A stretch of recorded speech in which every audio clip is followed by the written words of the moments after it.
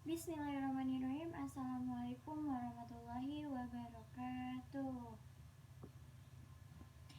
Selamat pagi, good morning, sobahul khair, ananda yang soleh dan soleha. Gimana kabarnya pada pagi hari ini? Sepertinya pagi menjelang siang ya, lebih tepatnya. Semoga ananda masih semangat belajarnya, dan masih selalu sehat ya. Dan gimana nih? Udah siap belum belajar PAI dengan Miss Alfa? Nah, di sini Miss Alfa kembali lagi untuk mengajarkan PAI bersama ananda yang soleh dan soleha. Nah, sebelum kita belajar, mari kita siapkan buku paketnya, buku tulis, pensil, serta alat tulis yang lain ya. Sudah siap?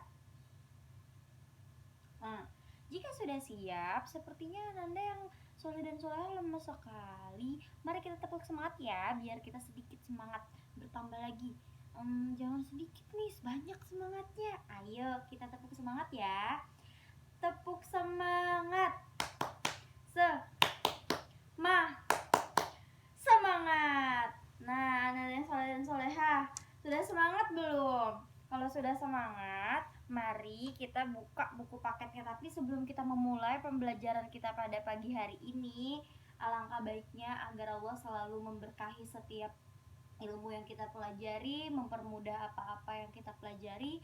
Mari kita berdoa di dalam hati ya. Berdoa dalam hati, mulai.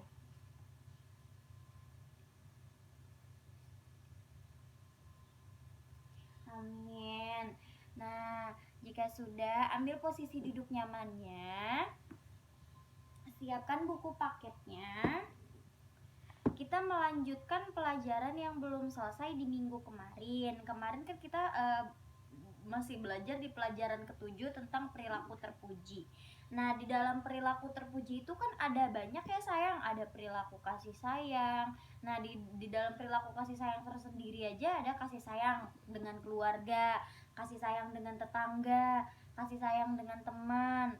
Ada hikmah-hikmahnya juga. Lalu, Miss Alfa di sini pada pagi hari ini menjelaskan tentang sikap kerjasama dan tolong menolong. Nah, disiapkan buku paketnya di halaman 62 tentang sikap kerjasama dan tolong menolong. Miss Alfa, apa sih artinya kerjasama? Kerjasama itu artinya sebuah kegiatan yang dilakukan oleh sekelompok orang atau beberapa orang untuk mencapai tujuan tertentu. Misalnya, Miss Alfa minta tolong kepada Ananda Aisyah dan Muhammad untuk membuat anggota kelasnya menjadi rapi, dibantu dengan teman-teman yang ada di kelas yang lain. Nah, itu sebuah kerjasama untuk mencapai tujuan. Nah, tujuannya apa tuh? Tujuannya adalah membuat atau menjaga kelasnya agar tetap rapi.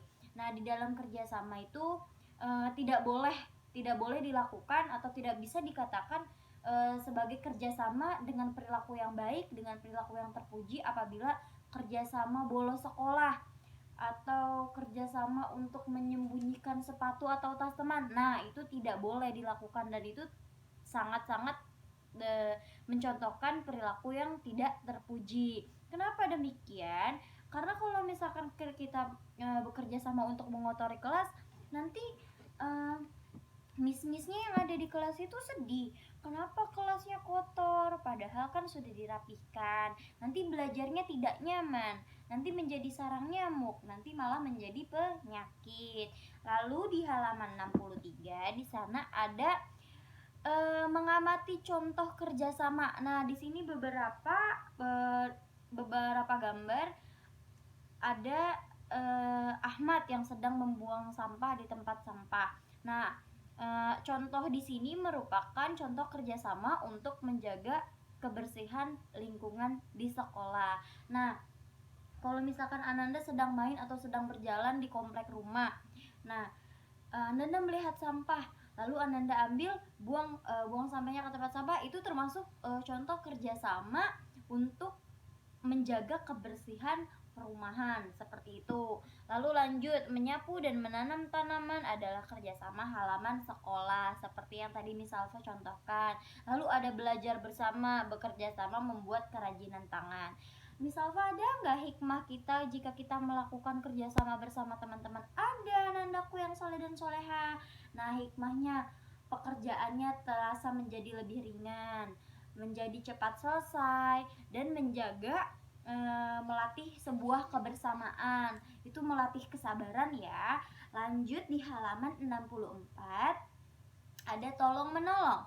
Apa arti tolong menolong? Tolong menolong adalah sikap saling menolong atau sikap saling membantu antar sesama untuk meringankan beban dari kesulitan.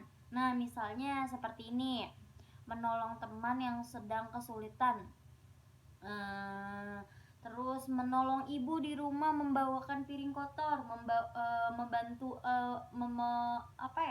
menolong ibu juga, atau menolong ayah merapikan dan menjaga kenyamanan isi rumah, seperti itu, dengan tidak berantem bersama adik atau kakak, merapikan kembali mainan-mainannya, rajin belajar, sopan, seperti itu.